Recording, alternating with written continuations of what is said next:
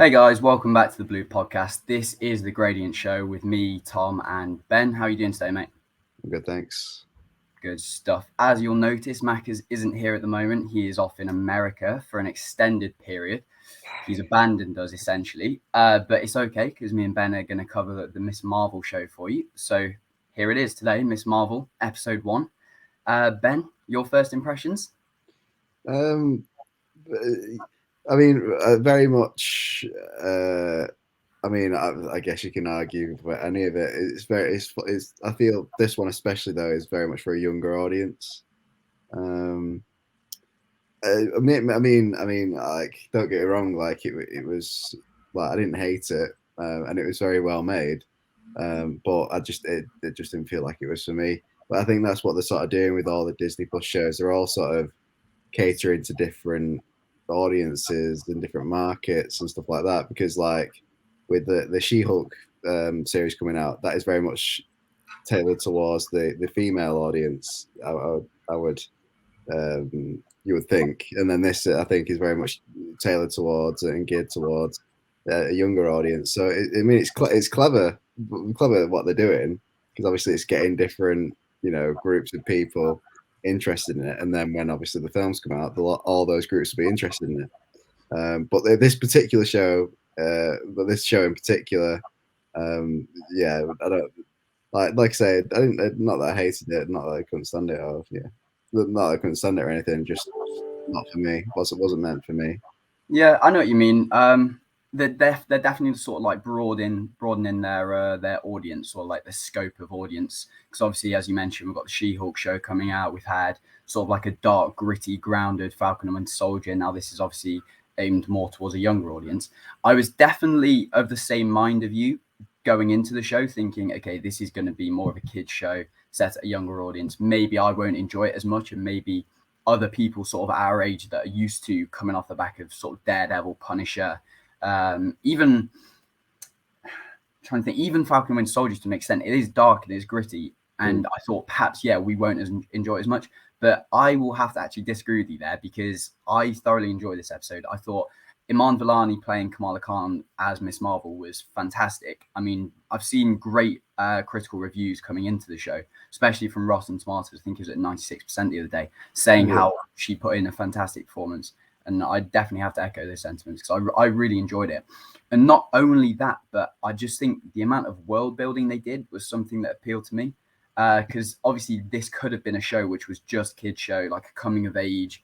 Okay, it's another 16-year-old just dealing with 16-year-old problems that we might not necessarily relate to anymore. But I think the fact that they included so many references to the Avengers and all of our like sort of characters that we've grown up with ourselves and come to enjoy on the big screen. I think that they did that very well in particular. Yeah. So I was just wondering, were there any moments for you that did stand out? Anything that was sort of like you could take away as a positive, anything like that? Not, it's not necessarily that like there was no positives. There's nothing that I could probably pick out and go, that's a positive right there. Like obviously, like I said, it's obviously a well-made show, and the acted really well. But like, yeah, I mean that's I think what like you're saying in terms of sort of the world building, like having the different parts of the MCU sort of in there. That's one of the strengths that Marvel has because then even when they do make these shows that are tailored and geared towards, in this case, a younger audience or with She-Hulk, a female audience, something like that, those different aspects of the MCU keeps the other parts of the audience interested, and that is one of the strengths. I mean, obviously, like you say, for you, it was enough for you to keep you interested. For me, not so much, but like that is like there's no denying that is one of the strengths of the MCU is that they're able to incorporate different parts of it to keep people interested, even when it's not really for them. So yeah. I mean, like you say, there was nothing that I could pick out that just one thing that was like that's positive because there were some things that were good and stuff, but like just the overall feeling for me was it's not really for me. All unlike it's just like say it was for a younger audience that was my my thing really, my Yeah. primary. thing. Yeah, I understand that. I think one of the things in particular, maybe you'll disagree with me on this, but sort of perhaps a divisive point was sort of the animations in the background. So obviously you see them like her thoughts and it's her fantasies kind of brought to life. You saw like Captain Marvel flying on the wall and stuff, and it's sort of it's very reminiscent of Into the Spider-Verse. And obviously Mm. for me, I really enjoyed Into the Spider-Verse. I think Yeah, you'd agree you enjoyed Into the yeah, Spider-Verse, but Into that Spider-Verse. was that was what first popped into my head when I saw those animations, as in like, okay, this is cool. This is like what Into the Spider-Verse did. It's sort of bringing the comic style into it, and it's because it's a younger lead, it's a younger hero. Yeah, That's sort of their imaginations coming to life. But at the same time, I can completely appreciate and understand how that would have come across as, okay, this is definitely the mind of a very young 16-year-old in terms of like fancies, imaginations, dressing up like yeah, superheroes. This is definitely not what we've necessarily come to be used to in the MCU. Um, so yeah, I can see why yeah, there yeah, was definitely that sort of thing, and I think a lot of people will agree with you in terms of it is a show set towards a younger audience. But as you mentioned, all of the world building stuff, even the fact that Avengers Con was held at Camp Lehigh, and when you go in, you hear the original sort of Captain America theme tune that they play from Captain America: The First Avenger. mm, That for me was just nostalgia. That was like, okay, I remember watching that film mm, back in 2011, I think it was, yeah, 2012, and just being like, okay, yeah, this brings me all the way back to 10 years ago when I was watching that film. And I think for me that was fantastic. And even the stuff like the end credit scene. So I was watching through the credits, not expecting at all an end credit scene. We've not had a single end credit scene in a Marvel show before the final episode. And obviously you get the FBI character from Spider-Man No Way Home, who I thought was just kind of a throwaway character used as a plot point. But obviously, I think you mentioned before the stream started about Jimmy Woo cropping up in WandaVision after he'd been in yeah, Ant-Man and the Wasp. Maybe it's kind of like that, and maybe we're going to see more of him in the show afterwards, and perhaps even in the wider MCU. Um, yeah, yeah, it was just stuff like that that they kept throwing in. I mean, if we really want to go deep dive into the character, we could talk about sort of how the Inhumans could link into it. I mean, perhaps it's a little much for the first episode, speaking about our potential yeah, yeah, Inhuman cameos, that sort of thing. Um, I know that her character has differed slightly in terms of her power set from the comics, because obviously in the comics she's sort of like a yeah, shapeshifter. She can sort of extend her limbs, but obviously they've done Mr. Fantastic before, who stretches and extends his limbs, so they can't replicate that sort of style of CGI, so they have to do something different. yeah. What were your thoughts on her powers? Yeah, I mean, I said in previous podcasts that I'm not like completely like up to, in the know about all the comics and stuff, but I have seen like the odd thing on Twitter and online and stuff where the sort of the diehard comic book fans are really not happy with the way that they've done their powers. I mean, and like I say, because I obviously not in the know on that, I don't really care. But I mean, I can see like to an extent, I can see why they would be miffed because you want to see what was in the comics in the show. But again, it's a different form of media, so it's never going to be exactly the same. So yeah, like again, like I said, like it seems it is a it was. I mean, compared to the She-Hulk CGI, like it's a very well made show.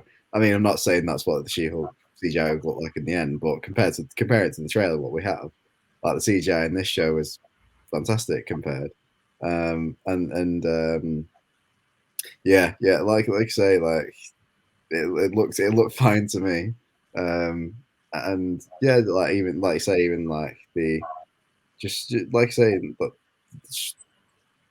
the it didn't look wrong to me. So I No, don't. yeah, I know what you mean.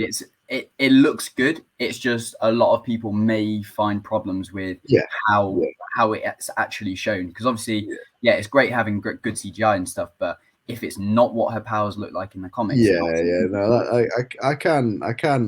yeah, I can understand that to an extent. But again, it is a different form of media, so it won't be exactly the same. Um, but that's not. Yeah, that's not a problem. Not a problem to Not a me. problem for you. Yeah, I get that. I get that. So I think this will just be a shorter episode today because obviously we're going to cover all of them. So I just wanted to leave with sort of just wanted to know your thoughts. Maybe I know you're not completely sold on the show yet, but any future hopes, wishes for the show? Are we going to see a Captain Marvel cameo? That I because that think I definitely. think I think that would be something that would get me a little bit more interested, with a few more cameos and stuff like that. Obviously, it's the first episode, so they're not going to do that first episode because they want that to be a bit of a surprise. And so they're not just going to, oh, there you go, there's a Captain Marvel cameo. It's like, well, that's it then. Like that's the peak of the show at the first episode. They're not going to do that. But yeah, I do think. I mean, yeah, I do think having a cameo or something like that would make it a little bit. And I think you're probably right that it probably will somewhere down the line will have that because they they were clearly setting it up for the movie, so it would make sense to have a cameo like that. So Yeah, I mean, I think you're right. They're not going to just chuck Brie Larson into the mix in the first couple of episodes and go, "Oh, show about Miss Marvel, our new character. She's a yeah, Pakistani hero. We've got a big promotion for it. Oh, here's the white, overpowered female superhero lead you've seen in 4 other movies before this." So yeah, they're not going to do that. no, But I mean, if I was to really let my imagination run wild and go, maybe throw in some Inhuman cameos towards the end. I mean, she is an yeah, Inhuman in the comics. Obviously, they're not necessarily addressing that at the moment. Perhaps those sort of bracelets that she put on yeah, contain some form of Terrigen Mist or something to activate her Inhuman powers. But yeah, maybe Captain Marvel in the final episode, even perhaps as an end credit scene, or I mean, even not. Go on. oh no, Karen, you Karen. I was going to say, even if it's not Captain Marvel, even if it's perhaps like Monica Rambeau or somebody like that, because obviously Yeah, seen her in WandaVision, and she could crop up, she could start recruiting, because we know that both of those characters are going to show up in the Captain Marvel sequel, The Marvels. So yeah, perhaps Miss Marvel's then recruited, something like that. That could be very interesting to see, but even some reference to the Inhumans. I mean, Iman Vellani, the actress, said in an interview that she was like, "Oh, they mistreated Black Bolt and stuff in Doctor Strange." Obviously, she was half joking, but Black Bolt is like the sort of the leader of the Inhumans, and it would be very yeah. cool to see perhaps even an introduction to the Inhumans through him in 616. I think something like that would be very cool to see. Yeah, I think that's what I was going to say. I think like they're obviously gearing up or setting up the Inhumans with having introducing Black Bolt in Doctor Strange. So like like you say, there's potential for him to turn up. But yeah, like you don't know. There's lots of options, but they're definitely setting up something with Inhumans. I don't know what, but there's something there. Yeah, there's definitely some future, and we know that the Inhumans are going to be introduced into the MCU, hopefully in a better way than the TV show managed to do that, because that was a truly terrible TV show. If you had the I never, unfortunate, never if you watched didn't watch it, you should be very thankful that you didn't watch it. it. That was the worst season of television I think I've ever seen. Yeah, But yeah, we'll see what they do in the future. It's, as I say, I'm really enjoying it so far. I know you're not such a massive fan, but maybe episode 2 will change your mind on that. Maybe they'll just come in episode 2 with a brutal murder or something at the start. And no, come on. it's not even that I want it to be like dark and gritty. I'm not really like if it is, like I'm not really bothered about that. It's just like even if it was just sort of like your bog standards, like I don't know, trying to compare it to just one of the more light-hearted Marvel films. Like even if it's just like that, I'm not bothered. It's just like I was saying previously, it just very much for me is geared towards the younger audience, and I can't get over that feeling of it really. Yeah, But no, that's completely understandable, mate. I do know what you're saying. I do know what you're saying. yeah, But yeah, thanks, guys. I hope you enjoyed the video. If you did, make sure to like and subscribe. We are 100 subscribers away from 1,000. So here's a goal: 1,000 subscribers before Macca's gets back. Because I think me and Ben would like sort of like the kudos for getting us there when he's off in America. yeah, I think that would be quite an impressive little achievement. But yeah, we'll be back next week for episode 2. Hopefully, it'll be me and Ben. If not, we'll just see who turns up. and we'll have some good content for you. But anyway, yeah, cheers.